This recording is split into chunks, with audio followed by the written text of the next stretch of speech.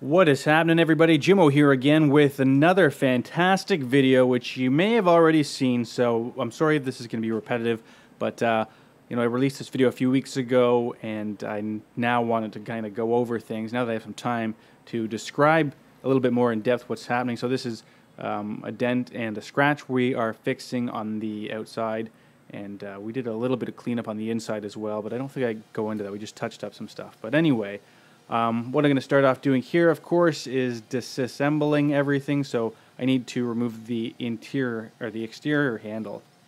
So in order to do that, I have to take this cover piece off here. So there were some screws holding that on, and then the rivets are for that. That's the catch for the tonneau cover. So the tonneau cover locks into that. So that's an aftermarket thing, but needs to come off, and so we can access the screws or the bolts on the inside.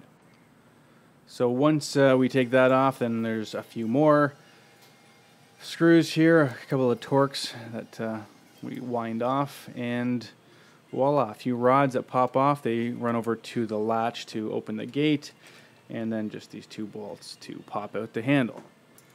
Now, I've actually had this truck here on Refinish Network before. You might remember, if you've been watching for a long time, probably 3 or 4 years ago, I painted this gate. I hung it from the ceiling off of some wires, and actually in the video I smashed my gun into the wire as I'm trying to spray it, and it could have been disastrous, but it's kind of comical anyway.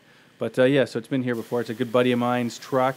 I'll show you at the end. It's a pretty cool looking truck that he's got customized all over, and I've done a lot of paint work on this truck before, including the hood, a few accent pieces, and this tailgate. I think I might have done the tonneau cover. No, I didn't do the tonneau cover. There's a front accent piece on the bumper, though. You'll see at the end, though, so it's pretty cool. So yeah, I'm just taking all the grease off of it right now. He just had it rust proofed. Unfortunately, that all has to come off because I'm going to need to tape to that to keep the overspray from coming to the underside, but also more importantly, as I'm trying to work on this, if it's covered in grease, I'm going to keep smearing grease onto the exterior where I'm trying to prep and paint and do my repairs, and it's going to contaminate that whole exterior and could cause some problems. So we just clean it off, and then I don't have to worry about that. So now I'm going to flip her over here, and what's left to do? We're going to take off that nameplate. I got my Newfie wire, I call that. That's just a piece of wire on 2 wrenches, and it can saw through the adhesive to take it off. Other guys maybe use putty spreader or fishing line, I've heard, but whatever gets that emblem off. Sometimes you got to work it a little bit more than other ones. This one here, since I stuck that back on there, I would have covered it in 2-inch tape, double-sided tape, and it's probably got a little bit more adhesive on it than factory would. Now what I'm going to do is remove the tape from the painted surface using this rubber wheel here, and I mean, that's the alternative to either rubbing it down with solvent or trying to press it off with your finger or something like that. This just spins and wears away and pulls up the adhesive with it. So it's just a quick way to get rid of that adhesive, and yeah, it works pretty well. But I'll still wipe it over here with some paint thinner just to remove anything that's left over. And the thinner is fine on any well-cured painted surface, just so you know, even if that's a blend panel, it would have been fine. And now I'm going to go over it with a wax and grease remover, wax and silicone remover, just to get rid of any solvent-based contaminants. Wax, that's, knowing him and how much he loves this truck, it's probably just loaded with some of the highest silicone products you can imagine. So you want to make sure you go over it well, any repair, just to remove anything that could potentially cause contamination, and which would generally just lead to a fisheye problem. But I mean, if it's a severe contamination, then you're going to have some more severe adhesion problems with the primer or the putty or your paint. So now I'm going to be sanding out all of my damaged areas I'm going to be doing my repairs on. So here is the scratch. I'm trying to remember. It was a few weeks ago when I did this. I believe there's a dent as well.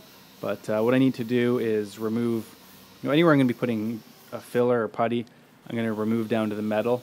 You can apply putty over factory or very well cured paint. I mean, I think they generally recommend OEM only. So since this has been refinished, and I know that I've painted it before, I probably shouldn't put putty over. But anyway, generally, unless there's an extreme reason to be doing so, maybe a blend panel where you need to keep that space really small, I would try to take it down to the metal and apply your putty over that. So I'm using a coarser paper. I believe it's 120 here. I mean, some guys would probably go a little bit coarser here, but I think 120 is what I'm using, and I'm going to feather it out. I'll try to feather it out as well as I can here. I'm going to go over it again and just try and separate those paint layers so they have a nice smooth transition between them. Now here is the dent underneath the handle that I'm going to be taking the paint off as well, and applying a little bit of putty too, so you can see it there. As I start to sand, it kind of highlights, and you can see where that spot is a little bit lower than the rest of the area. So now I'm going to apply some putty here. So I'm going to mix it up on my board, press it down, kind of try and squeeze out the air onto the board. So as you're mixing, you're kind of mixing it the same way you would be applying it. And we're going to be applying it in smaller coats. We want to go kind of thin and gradually build it up. So we don't want to just kind of glob it on all at once, or it'll be loaded with pinholes.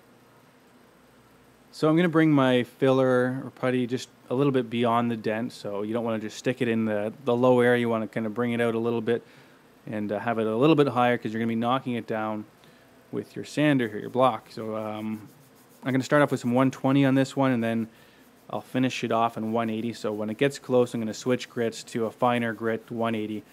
That's the scratch that I want to finish in. If it's a bigger job, I'd usually pass it off to somebody else, because I don't like doing that much plastic work. But you'd probably want to start off with something coarser, maybe some 80 grit, and then go up to some 120 and then 180. But you want to finish it off in at least 180, and in a lot of body shops that doesn't happen, unfortunately, but it is the best way to do it, and that's going to ensure that down the road your primer doesn't sink into the coarse scratches and become visible. So if you finish it off in something coarser than 180, then you do run the risk of that sinking later in life. Now the next thing I'm going to do here is what's known as back sanding, and that is basically I'm getting it ready to prime. So I want to prime all of the feathering and my body filler, but I can't put primer over an unsanded surface. So I sand any area that I can imagine primer landing on. And I mean, if you're not blending, like in this case here, or if you have a lot of blend space, then you just want to go much bigger anyway, because you have to sand it again after regardless. So, but basically the concept here is you want to apply primer, but the primer's overspray would land on an unsanded surface if you didn't sand the surrounding area. So that's all we're doing right here. And I can see now, I guess, that repair in the top there, I guess there was no filler on that. I couldn't remember, but so that was just a scratch. So we feathered that scratch out, and we're going to just apply primer to it. So this job, like I say here, I pretty well sand entirely. You don't have to at this point. You can just do it all on your final sand if you want to keep it a little smaller. But since, like I say, since I'm not blending here, I'm just going to sand the entire thing, and that gives me plenty of room to prime and not have to worry about overspray traveling. And for all of my edges, I'm just going to go over them with a red Scotch pad to get into the handle area and all of my edges in that style line groove at the bottom. Now you can also use, they have, well, you can use sandpaper, I guess, to some extent, but they also have sponge-backed sanding paper that you could use alternatively here. But I like the red pads, so they work well for this. And just as a reminder, if you guys want to watch this entire job from start to finish without any editing and the entire time of me sanding, you can do that. I do have that up already, and I'll have a link up at the end of this video too. So now we are ready to prime. So we've got it all cleaned up here, and I'm going to be applying my primer. This is a direct-to-metal primer, so I don't require an etch primer or an epoxy, so you need to check the specs on your primer before you make the determination on what you're using. So this is a 2K urethane primer. Some of them are direct-to-metal, some you need to put an etch primer or an epoxy down. So depending on what you're using, make sure you look into the products and know what you're using. So I'm going to be doing 2, maybe 3 coats of this stuff. I can't remember, but either way, you have to go from the outside to the inside. So it used to be prime small and then gradually get bigger, but the new way of doing things is start big and then gradually bring in your coats. So the idea is you're not priming over top of your previous coat's overspray. which can lead to sinking and other adhesion problems and ringing and whatnot. So this is actually also a 15-minute ambient clear from Glazeret. So it air dries in about 15-20 minutes and you can sand it. Now, it's only really good for spot repairs, smaller jobs like this. You don't want to kind of do an entire box side with it or something like that because it does sand a little bit gummy. So it doesn't chalk up kind of like the primer would normally. This is 285-10 and 285-20 mixed them together to get the shade that you want of gray. So there's one's black and one's white.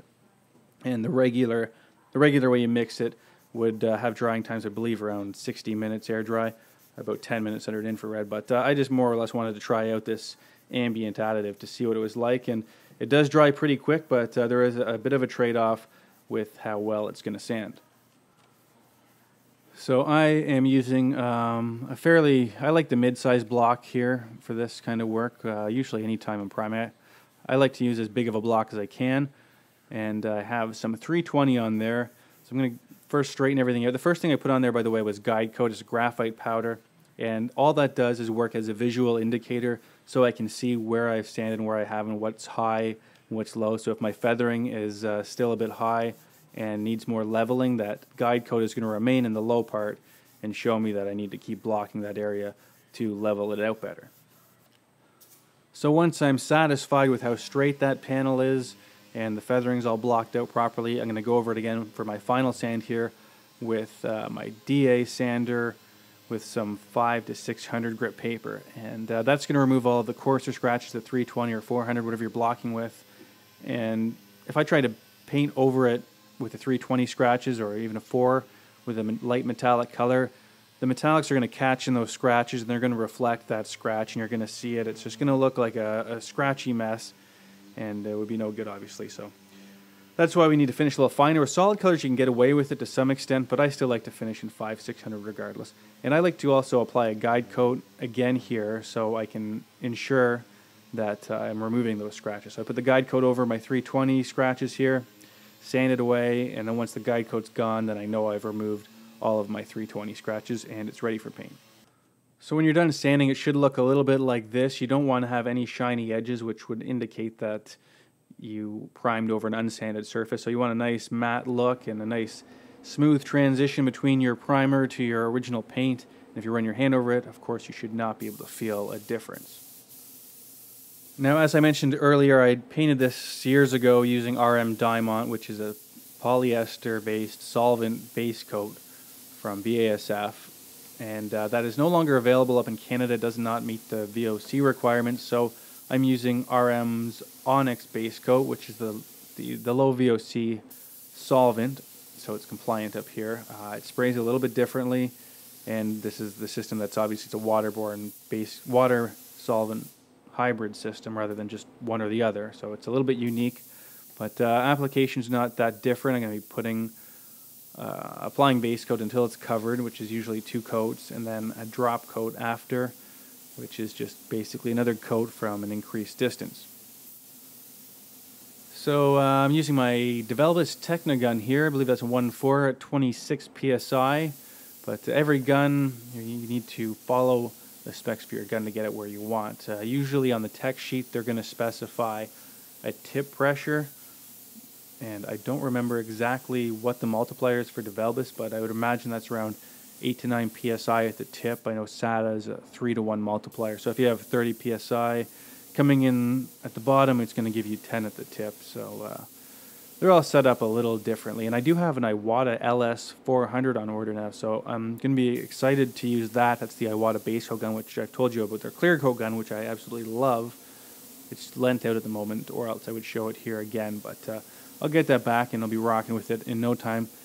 I've also heard some really good things about the SATA 5000, which is the brand new SATA gun, the HVLP version, and the RP. So I hear it can operate as low as 7 psi at the inlet pressure, which sounds absolutely insane to me. So I can't wait to get my hands on one of them. I'm going to have to figure out something up to order one of those one of these days, but let me maybe get a handle on these Iwatas first. But as soon as I get my hands on one of those SATAs, I'd like to see for myself just exactly how good they are. But here you can see I got the drop coat going here.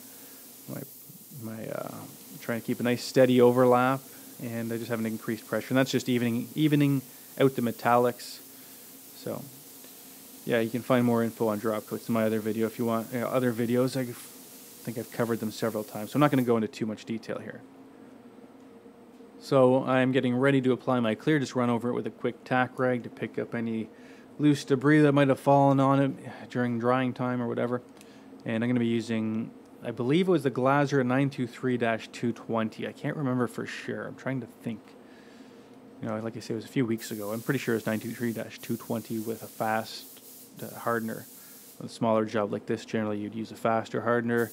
You use a production clear, but if you use a production clear, generally you don't get the same gloss as, say, a regular clear. So a production clear just dries quicker, and it's made for busy shops where you want to keep your booth moving all day long. But depending on the job, sometimes they're not the best choice.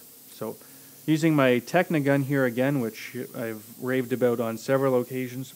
It's a great all-around gun. It does base and clear quite well. Actually, I think it does base very well, and it does clear all right. So you can see it's laying down a pretty decent shine. It got a bit of a texture, which is pretty normal. You're going to have an OEM kind of look to it.